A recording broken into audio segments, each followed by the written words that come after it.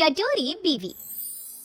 अरे ये क्या बात हुई, बेटी खूब खाए तो भी कुछ खाती नहीं, और बहू बहू जरा सा खाने की शौकीन, तो चटोरी।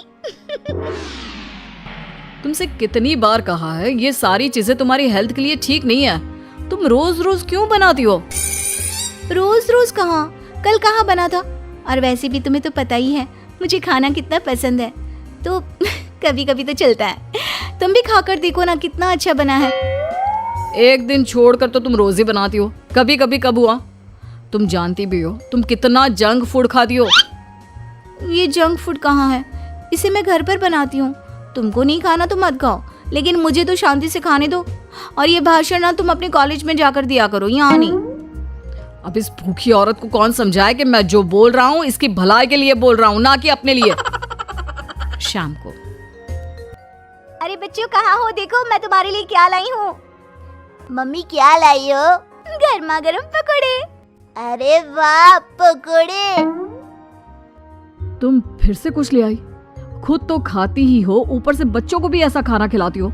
दोनों माँ बेटे का साइज बिल्कुल एक जैसा है। मम्मी देखो ना, पापा मुझे मोटा बोल रहे हैं। कैसे बापू तुम? कोई अपने लड्डू जैसे गोल मटोल बेटे को मोटा बोलता है क्या? लड्डू?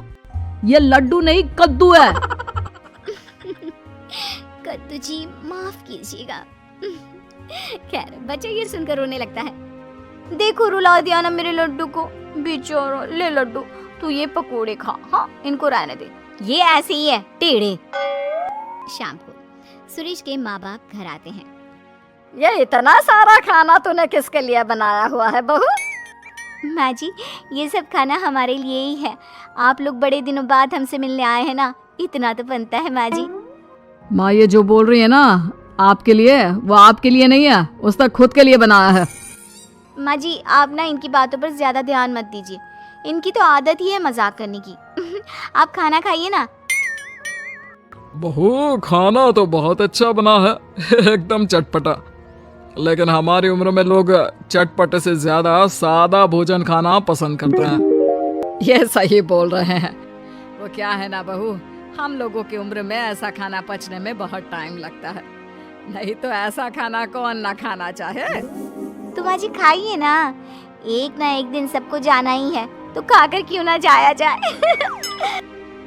अरे ये तुम क्या बोल रही हो, होश में तो हो।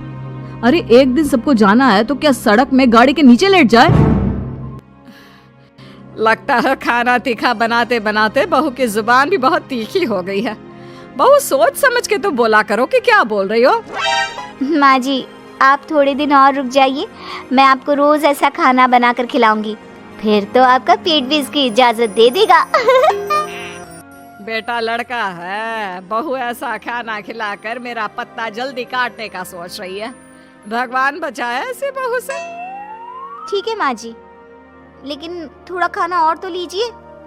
नहीं नहीं बहू मेरा बस हो गया। और ससुर जी आपको तो लेना ही होगा। अरे नहीं बहू रहने दो, मेरा भी बस हो गया। वो क्या है ना, मुझे डॉक्टर ने आजकल कम खाने को कहा है। अरे पूछना बंद करो, तुम्हें समझ में नहीं आता। वो इस खाने को खाना नहीं चाहते। ये खाना हम ही क्या, अगर कुत्ते बिल्ली को भी खाने को दोगी ना तो वो भी ना खाए, इतना तीखा है। तुम तो अपना मुंह बंद ही करो, तुम लोग नहीं खाओगे तो क्या हुआ, मेरा प्यारा बेटा जरूर खाएगा। इतने में बच्चा दौड़ कर आता है। लो आ गया, शैतान का नाम लिया और शैतान हाजिर। खिलाओ इसको और गेंडा बना दो। अरे लड्डू, ये लड्डू कद्दू में कैसे बदल गया, कितना मोटा हो गया है। सच्ची दादी मैं मोटा हो गया क्या? लेकिन माँ तो बोलती है मैं वैसा का वैसा ही हूँ, 1 इंच भी नहीं बढ़ा। अरे कितना कमजोर है मेरा बच्चा, हाय मेरा बच्चा। सच कहा, तुम्हारी माँ ने तुम्हें 1 इंच भी नहीं बढ़ने दिया, बस पेट बाहर आता जा रहा है। माँ जी ये आप क्या बोल रही हैं? कहाँ है मेरा बेटा मोटा? इसे तो तंदुरुस्त बोलते हैं। तब तो मुझ जैसे को हड्डी बोलते होंगे ना। आप सभी लोग ना मेरे बेटे और मेरा मजाक मत उड़ाइए। चल बेटा हम चलते हैं हमारे कमरे में, वहीं जाकर खाएंगे। ऐसे ही सुरेश की बीवी कुछ न कुछ नया बना कर खाती रहती थी। लेकिन एक दिन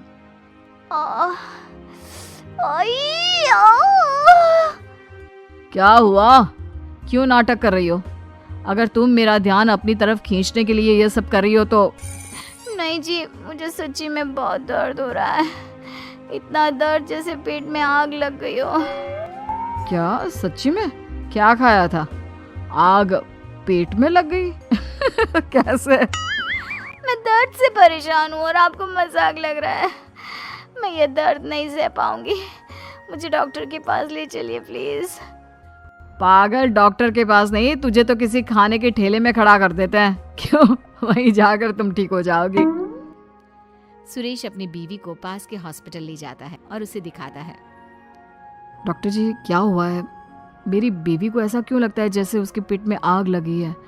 कहीं ये पति डर सा जाता है, लेकिन तभी अरे नहीं नहीं, कुछ नहीं। वो क्या है ना, लगता है आपकी बीवी कुछ ज़्यादा ही तीखा खाना खाती है।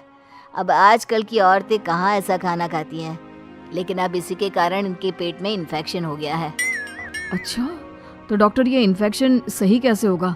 ये तो तीखा खाना छोड़ ही नहीं सकती। नहीं छोड़ सकती तो क्या होता है? अरे भैया, इनको तीखा और बाहर का खाना बंद करना ही होगा, नहीं तो ये इन्फेक्शन फैल गया तो अच्छा नहीं है। इसका ऑपरेशन करना पड़ेगा। फिर तो ये गजब सा फिगर है ना भाभी जी का, वो अम्मी जी जैसा हो जाएगा। बाकी भाभी जी की मर्जी। नहीं नहीं, मैं मोटी आंटी जैसी नहीं बनना चाहती। पर डॉक्टर साहब, अच्छा मैं ये सब खाना छोड़ दूंगी। पति डॉक्टर को देखता है और फिर तुमने सुना डॉक्टर की बात? तुमसे कितनी बार कहा मैंने, लेकिन तुम नहीं मानी। अब कर दी ना अपनी तबीयत खराब, और खाओ तीखा चटपटा खाना। तुम अब चिढ़ाओ मत मुझे। अच्छा तुम ये डॉक्टर से पूछ कर आओ ना कि हफ्ते में एक दिन खा सकते हैं क्या। उस वक्त तो डर के मैंने बोल दिया था, लेकिन अब मुझे मुश्किल लग रहा है। यहाँ जान पर बनाई है और इसको खाने की पड़ी है।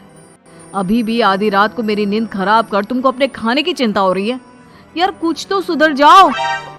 तभी सास बच्चे को लेकर आती है। बेटा, ये छोटू भी पता नहीं क्यों पेट पकड़ कर बैठा है, जरा देख ले। अब इसे क्या हो गया? माँ, मुझे तो डर लग रहा है कि कहीं इन दोनों का ही ऑपरेशन ना करवाना पड़ जाए। अरे पर तू पैसे कहाँ से लाएगा? वैसे बहू के गहने हैं ना, उसे बेच सकते हैं हम। नहीं नहीं, मेरे गहनों की ओर ना देखना। मैं वादा करती हूँ, मैं चटोरे खाने की ओर नजर भी नहीं लगाऊंगी। मम्मी, ये आप क्या कह रही हो? हाँ बेटा, मेरी गलती है कि मैंने इतना चटोरा तुझे बना दिया। मुझे माफ कर दे।